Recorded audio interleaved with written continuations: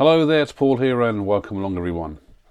So this, not a turning video, I'm actually going to do an unboxing and a partial review on the Makita orbital sander. This is going on here according to the box, model M9204. Now this is not the top of the range Makita range. I believe they're a blue colour. This is their range, which is designed for more of the DIY and light trade work. So first of all, why have I gone for a random orbit sander? At the moment, my only sander is this one. It's a Bosch.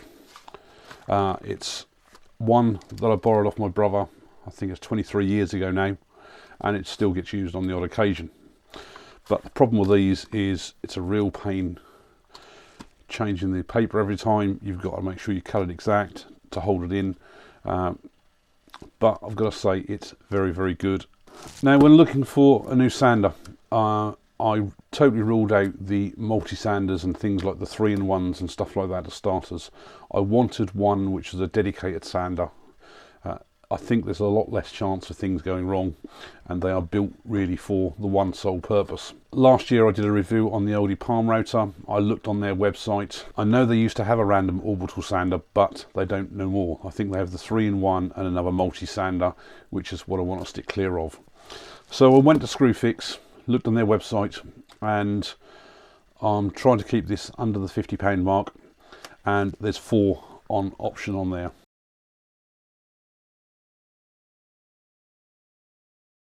New product out is the Makita random orbital sander.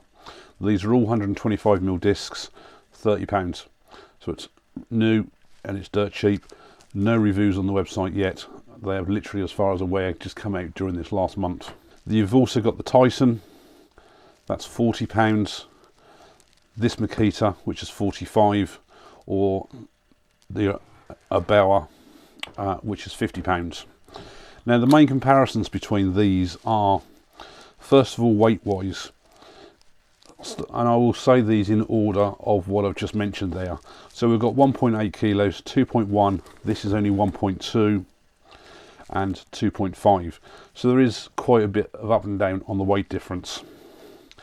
They're all corded, so there's no batteries or anything like that. All of them come with a 2-year manufacturer's guarantee, apart from the Makita, which only comes with 1 year. The other thing as well to look at is that the very cheapest one and the most expensive one are variable speed, which range from either 4,000 up to 13 or 14,000 RPM, depending on which one you buy. This is a fixed 12,000 RPM. The only other major difference on there is the power rating. And again, starting from the cheapest one, 300 watt, 450 watt. This one again is only 240 watt or 400 watt. If you took out the name, looking at the specs there, this is probably one of the last ones that you'd probably buy. So why have I really gone for probably what is classed as probably the worst specs of the lot? I thought I'd give Makita a go, and again, I know it's only their sort of like their lower trade stroke DIY range. If you look on the Screwfix website, it does say trade rated as well. I know for sure that this will not be up to the usual Makita standards, but again, they will have some say over the manufacture of this because it is their name. And I also know a lot of these big companies like Makita, who then have these cheaper models made, often they're made somewhere cheaper, using all products from places like China and stuff like that to keep the cost down so that they can put a lower end market range out. Now there's nothing to say that this won't last just as well as any other brand, but the other thing I wanted as well is I wanted something that was fairly lightweight so that you could sensibly use it with one hand. Now I do a lot of my work on the lathe, so therefore I want something that you can easily hold with one hand and you're not resting it down on the work all the time. Now I did open this the other day when it was delivered at work, just to check that everything was there okay, and just put it straight back. So in the box, it's a nice little box. We've got our instructions. These are fairly basic. I mean, at the end of the day, there's really not a lot to do with this.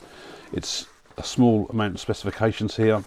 So it's 125mm disc, 12,000 RPM fixed speed. Dimensions 153mm by 123mm by 144mm, and net weight 1.2 kilos. And literally all these instructions go on about safety, and there is one small piece here for the operation and maintenance, and it literally is just a switch on and off, and you should always switch it on when it's not resting on the work. So also in the box we have a 120 grit disc. That's all you get. We have the dust collector bag. This to empty, which I did have a play around with, you have to twist this, and it is a really tight fit on there so that you can then empty it out that way, so there's no zips or anything like that. And I suspect the easy way to probably empty that would be to just stick it up against your vac. That alone is a nice solid tight fit. That's actually rubber on the front here, so you're not going to break it. I suspect some of the other brands which have got things like this would probably be either a wire clip round, or they would be that more cheaper plastic which may well crack or break over time. But I think that alone, the rubber and plastic that is on this is going to far outlive the actual bag on this. Now when I look for things like this, I do go through all the comments, and the first thing I always look for on a website is I always reverse their comments to the worst. And I also expect whatever you buy, there should always be some form of a negative comment on there. Every product is not going to be perfect for everybody, and everything will break down at some point. And the other reason I also look for the negative comments is that I'm just looking for a fill at the bottom. If they dominate through all the comments, then you really do have to question whether it is the right product for you. To me, that is a long lead. I suspect we're looking at round about 2 meters there. So that is, to me, pretty good. And it's also a really, really thick lead on this. It's more of a rubber coating, and it is strong. This is really, really light. Also read as probably some of the negative comments on this, as that they seem to think there was sharper edges on the plastic compared to the better standard of what Makita does. And I've got to say, this, I can't really feel any sharp edges. It actually feels nice in the hand. I haven't got massive hands, but they are reasonably sized, and that holds on there no problem. And you've just got your on-off switch on the front there.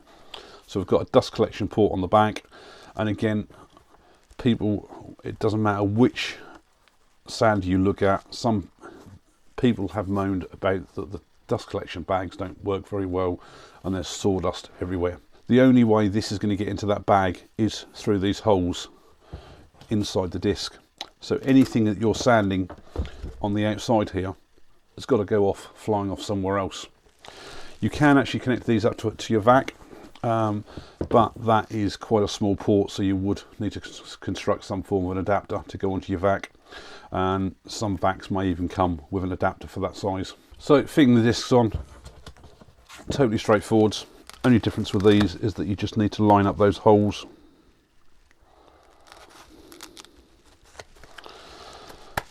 So that when you sand, your dust is going to go through there and hopefully into the bag. With one or two of my other reviews, I've also done a sound check for the noise levels. Now this is just an app running on my iPhone, so it's not a fully accurate reading. It's only going to be as a guide, and with me talking here, we're at to about 60 to 70 decibel. Should be able to see the graph on there. Before I start this up, I'll reset this and I'll keep it at a reasonable distance, so we're probably about 18-24 inches away.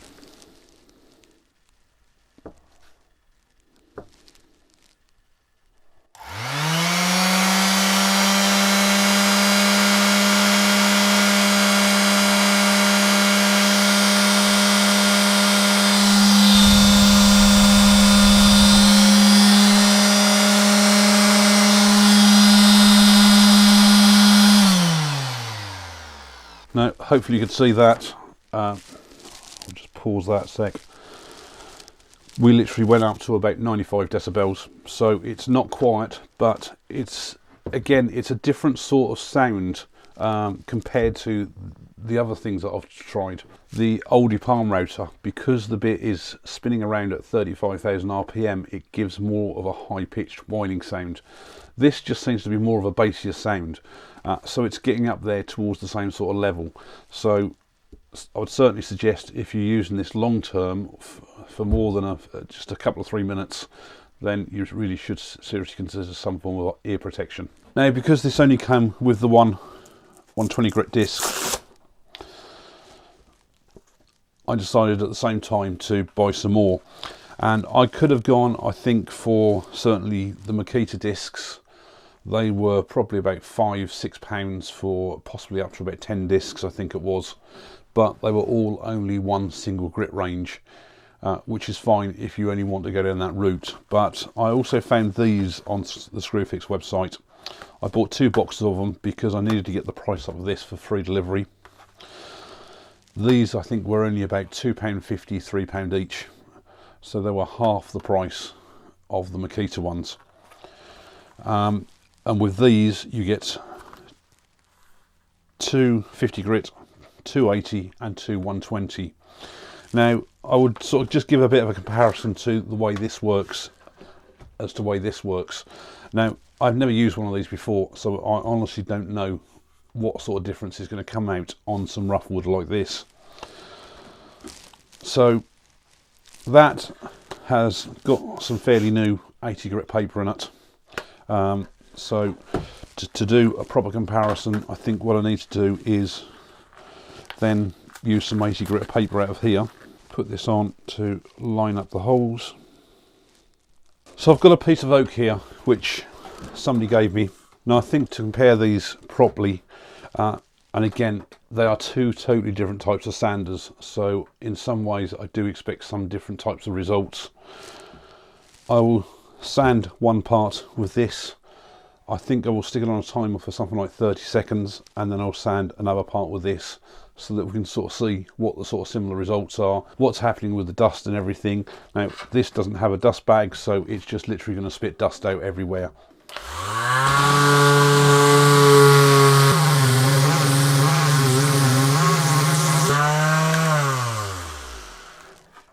That's 30 seconds with that one, and I've got to say that's actually come up quite nice. I don't know how well that shows on the camera. The wood looks really nice. It could certainly do with some more sanding. I've got some uneven bits on here, but certainly where it has cut through, it has produced a nice result. And yeah, it was spitting out the dust, but because the way that this one actually works, it's only rotating around in a small area, so therefore the dust does stay fairly close. It's not just blowing up in the air everywhere. With this one, you should always start the machine while it's up off the work in your hand. If you've got it down on the work like that when you start it, according to the manual, there is a chance of then starting to cause damage to the unit. Now the other thing as well, with these and even with that one, I was just literally just mainly letting the weight of the piece do all the work, so you shouldn't need to push down hard to sand on everything. So I'll start this up and I'll give this 30 seconds like with that one, just to see out of interest what the comparison is like.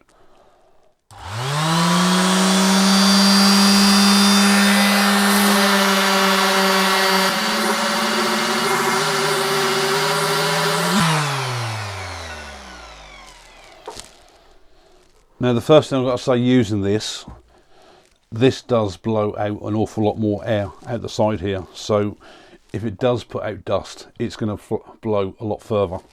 But I've got to say that that dust there may well even be the result of probably shaking off from the first piece. So it has left no dust on here whatsoever. I can't see no dust flying about. So that to me has actually hopefully collected all the dust in there, which we'll have a look in a moment. But finish wise, I mean, the wood is a little bit uneven anyway, and it probably doesn't really show on the camera very well. But here is the one with the orbital sander, and here's the one with the flat sander. And I think the advantage obviously with the flat sander is that you can work more, it's probably better for flat surfaces to keep things nice and flat. Whereas the orbital sander is ideal, especially for more uneven surfaces. Just see if we have got anything in there. It has started collecting the dust. It's not a great deal in there, but at the same time I didn't really see any flying anywhere else. What I think I'm going to do, I'm just going to carry on properly on another side on this, just to see what it comes up like as a whole, and just clear what's off there, clear the bit of wood.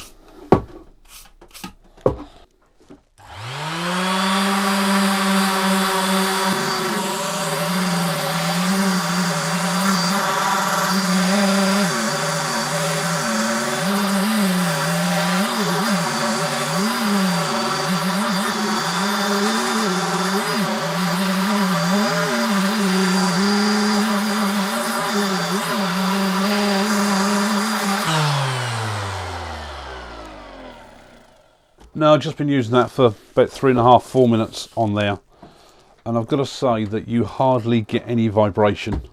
You do feel a little bit, and once again I've got to say, all that sanding and there is no dust anywhere.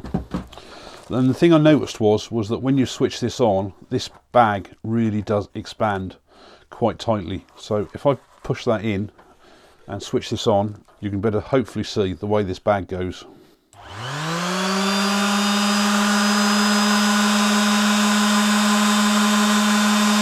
So I've got to say that they have certainly got the airflow on there for picking up the dust.